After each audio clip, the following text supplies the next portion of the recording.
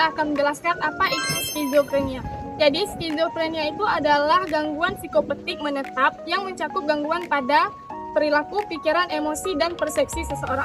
Jadi orang yang mengalami gangguan ini sulit membedakan antara kenyataan dan imajinasi. Dan orang gangguan ini menyebabkan seseorang mengalami halusinasi. Contohnya itu seseorang mendengar ada orang yang berbicara sama dia dan menyuruh dia itu untuk berhenti belajar. Padahal dia tuh lagi sendiri. Nah, selanjutnya ada delusi. Contohnya tuh orang ini dia merasa ada orang yang ingin menyelakai dia. Padahal pun itu hanya halusinasi dia sendiri.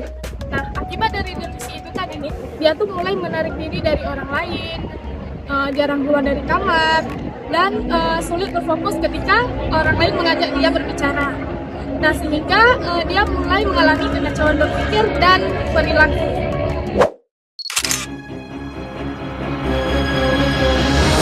Nah, kalau kita bicara tentang skizofrenia, ternyata perjalanan sejarah ini panjang loh. Sejarah ini dimulai dari para psikiater besar yang mencoba memahami apa itu sebenarnya gangguan. Tokoh yang pertama ada Emil Kraepelin. Emil Kraepelin ini dikenal sebagai bapak psikiatri modern yang memperkenalkan istilah demensia precox, yang artinya demensia dini. Menurut dia, skizofrenia ini membuat seseorang itu kehilangan kesatuan antara pikiran, perasaan, dan tindakan. Nah, tokoh yang kedua ada Eugen Bleuler. Nah, Eugen Bleuler inilah yang mengubah nama demensia precox menjadi skizofrenia yang berasal dari bahasa Yunani, yaitu skizo artinya terbelah dan phren artinya pikiran. Jadi skizofrenia ini adalah pikiran yang terbelah. Dan Bleuler juga terkenal dengan 4S, yaitu association, pikiran kacau atau tidak nyambung. Kemudian yang kedua efek, emosi datar atau tidak sesuai. Kemudian yang ketiga ambivalence, perasaan bertentangan dalam satu waktu. Kemudian yang terakhir autism, menarik diri dari kenyataan dan asik dengan dunianya sendiri. Kemudian tokoh yang ketiga ada Kurt Snyder.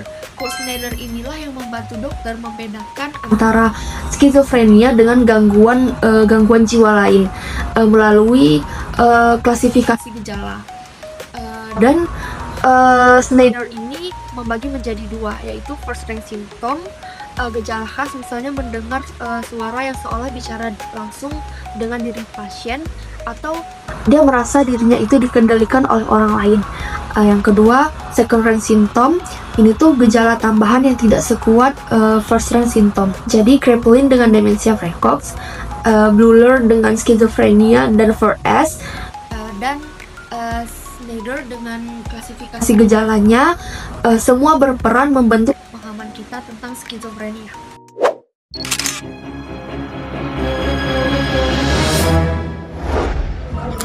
Teman-teman, pada kesempatan kali ini saya akan membahas tentang konsep dari gangguan mental yang seringkali disalahpahami oleh banyak orang, yaitu skizofrenia. Skizofrenia ini merupakan gangguan psikotik menetap yang dapat mempengaruhi pikiran, perasaan, emosi, perilaku, dan persepsi seseorang.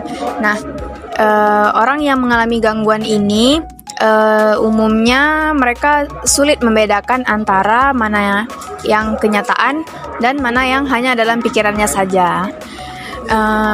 Ini juga yang seringkali orang-orang sering salah pahami, yaitu tentang konsep dari gangguan skizofrenia. Gangguan skizofrenia ini bukanlah kepribadian ganda, yang mana penderitanya memiliki 2 atau lebih kepribadian yang berbeda-beda. Skizofrenia ini merupakan perpecahan atau ketidaksinkronan fungsi kognitif, afeksi, maupun perilaku. Jadi orang yang mengalaminya ini kognitif, afeksi, dan perilakunya ini berjalan tidak selaras. Selain ketidakselarasan ini, mereka juga gagal menjalankan peran atau tidak berfungsi sesuai yang diharapkan, baik itu dalam keadaan sosial maupun pekerjaan ataupun dalam keluarga. Nah, penurunan fungsi mereka ini kadang-kadang terjadi secara langsung, sekali munculnya akut, dan kadang-kadang terjadi perlahan dan berangsur-angsur.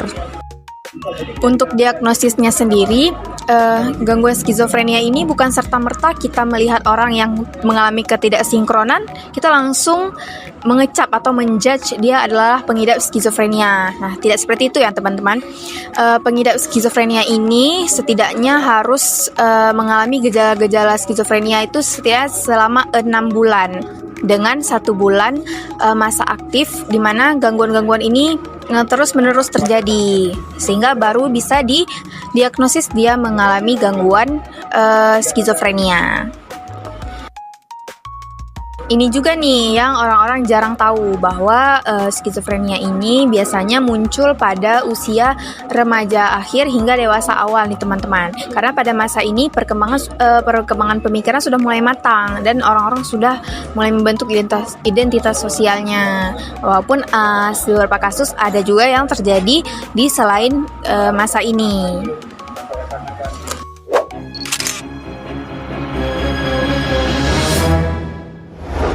Baik, sekarang saya akan menjelaskan tentang simptom utama. Simptom utama adalah gejala utama yang terjadi pada gangguan psikotik seperti skizofrenia. Yang pertama itu ada waham atau delusi. Waham atau delusi adalah sebuah keyakinan yang salah atau keyakinan yang menyimpang, namun diyakini dengan sangat kuat oleh penderitanya. Meskipun kita sudah memberikan penjelasan secara logis serta bukti yang nyata. Contohnya, penderita merasa seseorang ada yang mengawasinya hingga ingin mencelakainya, padahal itu sama sekali tidak ada. Nah, yang kedua itu ada halusinasi. Halusinasi adalah gangguan panca indera yang tidak nyata atau disebut sebagai halusinasi auditori, di mana penderitanya ini mendengarkan suara-suara yang aneh. Bahkan suara-suara tersebut meminta untuk mengejeknya atau mencemoohi dirinya, padahal suara tersebut tidak ada. Kemudian ada gangguan dalam berbicara. Bicara akan sulit dipahami karena asosiasi katanya yang longgar atau tidak nyambung.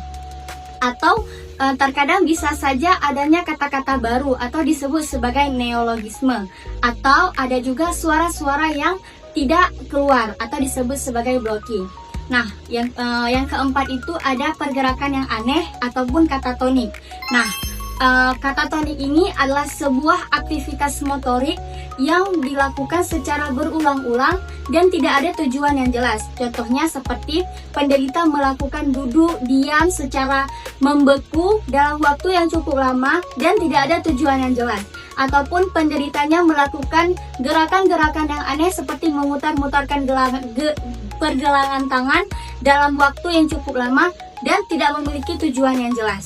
Nah, yang terakhir itu adalah gangguan negatif, di mana gangguan negatif ini terlihat dari keseharian penderita, di mana dia ini tidak memiliki ekspresi ketika berbicara, serta menjadi apatis, yaitu tidak peduli dan tidak memiliki motivasi dalam hidupnya.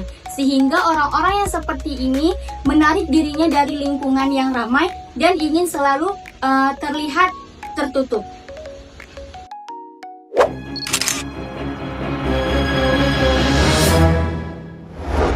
Selain gejala utama, ada juga yang disebut dengan simptom tambahan pada skizofrenia. Yang pertama itu adalah gangguan perhatian. Bayangkan kamu lagi baca buku, kemudian sedikit saja ada suara atau gerakan, langsung buyar konsentrasi. Jadi penderita skizofrenia ini susah untuk menjaga fokus. Kemudian yang kedua ada gangguan gerakan mata. Mereka susah mengikuti benda yang bergerak, misalnya bola yang dilempar ke arahnya. Ini bahkan dianggap sebagai biomarker biologis. Dan yang ketiga ada istilah Event Related Potential atau ERP. Intinya otak mereka itu merespons stimulus dengan lebih lambat atau lebih lemah. Akhirnya seleksi informasi mereka itu jadi terganggu. Kemudian yang terakhir ada gangguan emosi. Ekspresi mereka itu sering datar. Emosi yang keluar terkadang tidak sesuai dengan situasi, bahkan kehilangan rasa senang dalam aktivitas sehari-hari. Nah, jadi simptom tambahan ini menunjukkan betapa kompleksnya skizofrenia, bukan hanya sekedar tentang halusinasi atau delusi.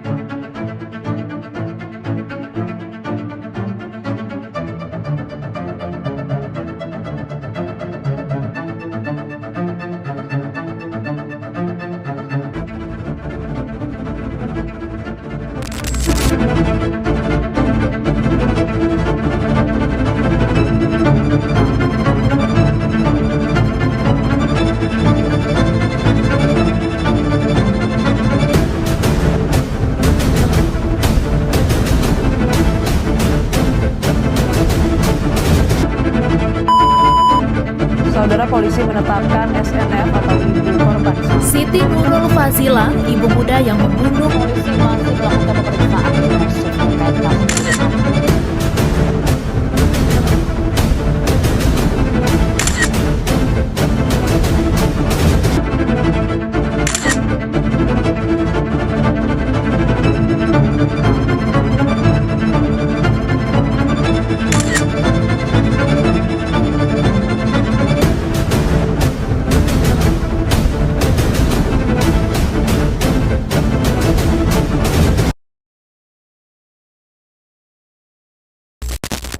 Saudara, polisi menetapkan SNF atau ibu korban sebagai tersangka kasus pembunuhan terhadap anak kandungnya yang masih berusia 5 tahun di Bekasi, Jawa Barat. Penetapan ibu korban sebagai tersangka dilakukan polisi setelah melakukan gelar perkara hari ini. Tim penyidik Satreskrim Polres Metro Bekasi Kota saat ini telah memeriksa 5 saksi, diantaranya saudara ayah korban, kerabat tersangka, dan petugas keamanan. Penyidik kini juga tengah memeriksa suami tersangka atau ayah korban. Saat ini polisi masih mendalami motif pembunuhan dan kondisi kejiwaan tersangka. Ini orang kontrak, Bi. Lihat sini kontrak. Saudari SNF atau ibu dari korban itu telah ditetapkan sebagai tersangka. Ya, berdasarkan bukti yang cukup yang ditemukan oleh penyidik.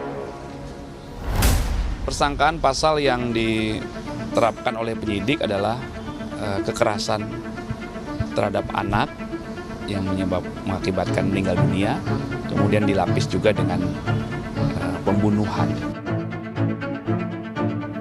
Hasil pemeriksaan psikologi sementara, tersangka atau ibu korban mengalami gangguan halusinasi dan terindikasi gejala skizofrenia, sehingga menyulitkan polisi untuk menggali motif pembunuhan oleh tersangka. Polisi menyebut suami tersangka pun mengakui jika terdapat tanda-tanda keanehan dari sang istri sejak 2 bulan terakhir, seperti sering berhalusinasi. Atas hasil ini, tim psikologi merekomendasikan agar tersangka dilakukan pemeriksaan psikiater.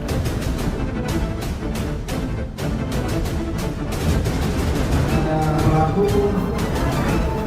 terindikasi gejala skizofrenia yang dapat dialami oleh si pelaku, yaitu dapat dijelaskan yaitu gangguan emosi, delusi, halusinasi, pikiran terorganisir, dan gangguan persepsi. Ini yang hasil dari pemeriksaan psikologi tim psikolog dari DP3A Kota Bekasi. Diduga aksi pembunuhan oleh sang ibu kepada anak kandungnya dilakukan di depan adik korban yang masih berusia 1 tahun 7 bulan. Pasalnya, kamar korban dan adiknya berada di satu ruangan. Komisi Perlindungan Anak Daerah KPAD Kota Bekasi menurunkan 3 psikolog untuk mendalami kasus ini. Selain untuk mendalami kondisi psikolog tersangka, KPAD juga fokus untuk melakukan pendampingan pada adik korban guna menghilangkan trauma karena diduga sempat melihat peristiwa penusukan kakaknya oleh sang ibu.